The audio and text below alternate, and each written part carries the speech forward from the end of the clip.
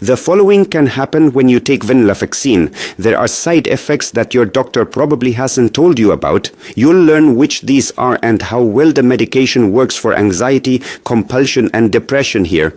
To make sure you're well prepared, first of all, what is Venlafaxine? Venlafaxine is a selective serotonin norepinephrine reuptake inhibitor. What does all this mean now? It means this active ingredient belongs to antidepressants. It works as follows.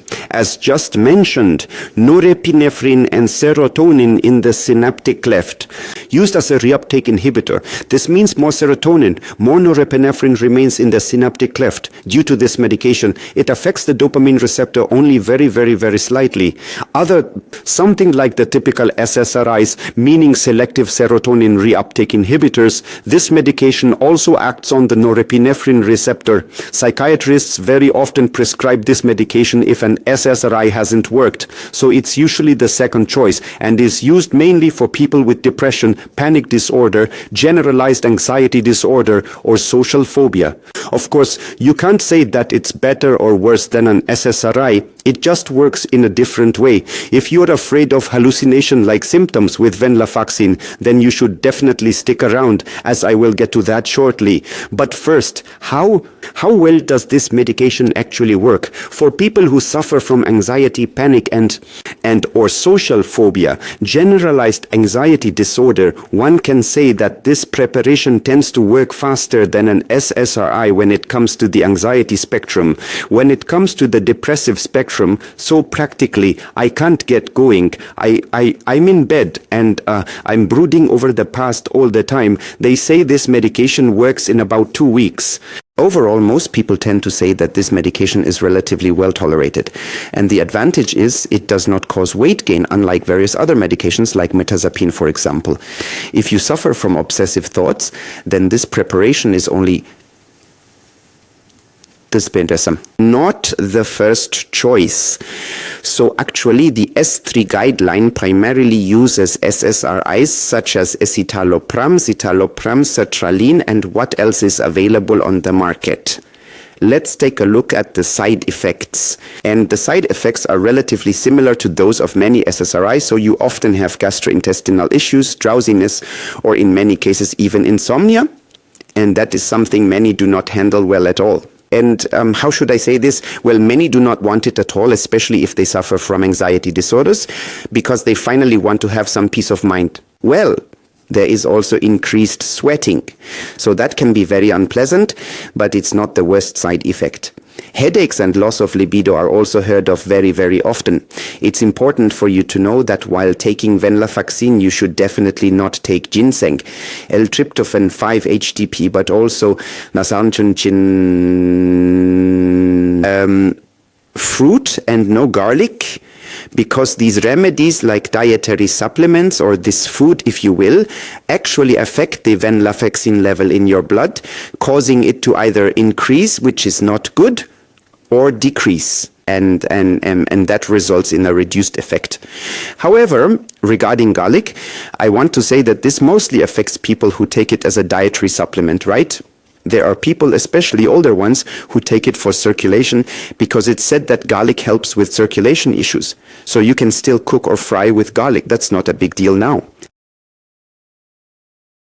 Much more important, however, is that under no circumstances should you take St. John's wort together with Venlafaxine.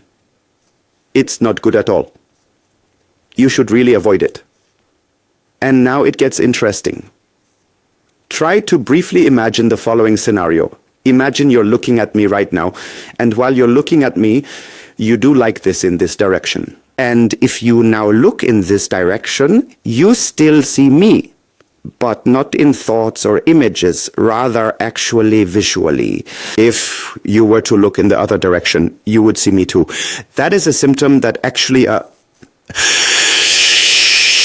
that can cause great anxiety. It's called palinopsia.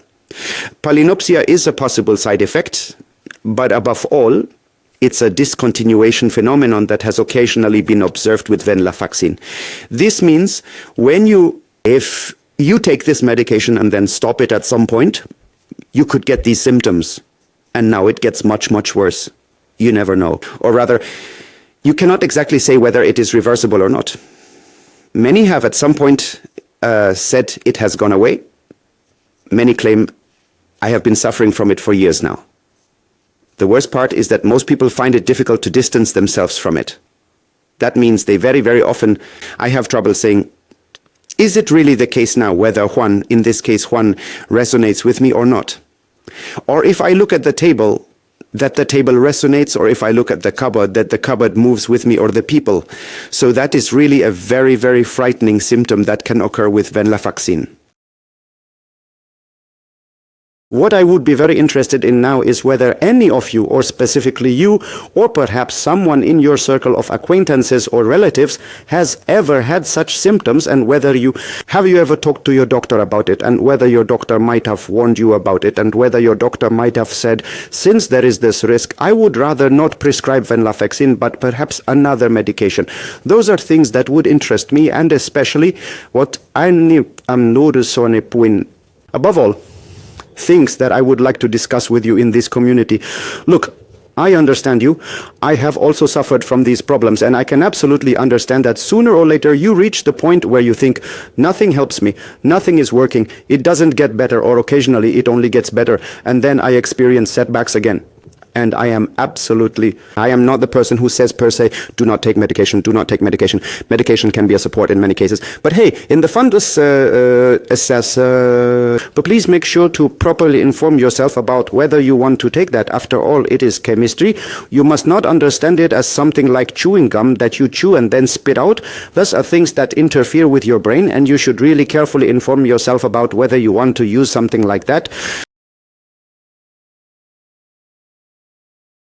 and whether that might bring dangers with it, which can then, for example, cause such side effects as just mentioned, or withdrawal symptoms that in extreme cases may no longer be reversible. That's why my appeal to you, there are so many things on this channel that you can watch about how to adequately deal with thoughts and feelings to regain more, to come to terms with oneself. And it doesn't always have to be medication first and foremost. Practically speaking, if you will, there's the entirely natural Venlafaxine. The entirely natural Venlafaxine would be L-theanine. I'll link it for you in the info, where you can order it.